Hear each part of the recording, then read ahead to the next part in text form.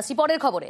রানীনগরে শিক্ষকের আত্মহত্যায় গ্রেফতার স্কুল পরিচালন কমিটির সভাপতি।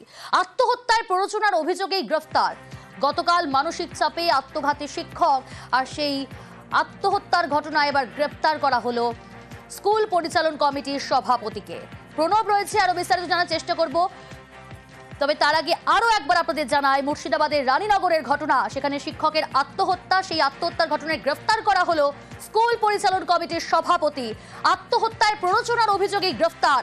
গতকাল মানসিক চাপে আত্মঘাতী শিক্ষক, বাড়ি থেকে শিক্ষকের ঝুলন্ত দেহ উদ্ধার হয়।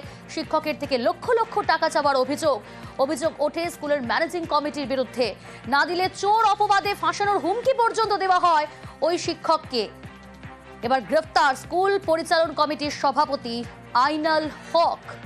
প্রণব রয়েছে, আরো জানাবে বিস্তারিত। প্রণব, গতকাল আত্মহত্যা করেন ওই শিক্ষক, এবার গ্রেফতার করা হলো স্কুল পরিচালন কমিটির সভাপতি। কখন, কোথা থেকে, কিভাবে গ্রেফতার?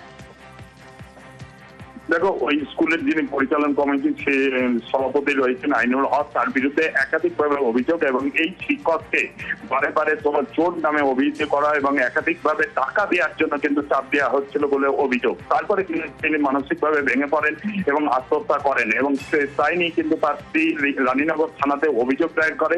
তারপরে কিন্তু রানীনগর থানার পুলিশ তার বাড়ি থেকে ওই আইনাল হক পরিচালন সমিতির সভাপতি, তাকে কিন্তু গ্রেফতার করা হয়েছে, এবং তার বিরুদ্ধে আইনানুগ ব্যবস্থা হবে বলে কিন্তু রানীনগর থানার যিনি তদন্তকারী অফিসার রয়েছেন তিনি কিন্তু জানিয়েছেন। বেশ,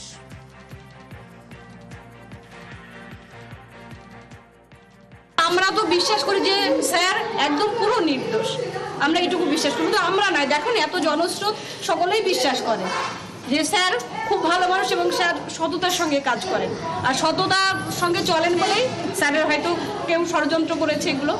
তা আমরা চাই তাদের শাস্তি হোক, অবিলম্বে শাস্তি হোক। তিনি এত বড় একটা মানসিক চাপ তিনি নিতে পারেন। স্যারের মতো স্যারই হয় না।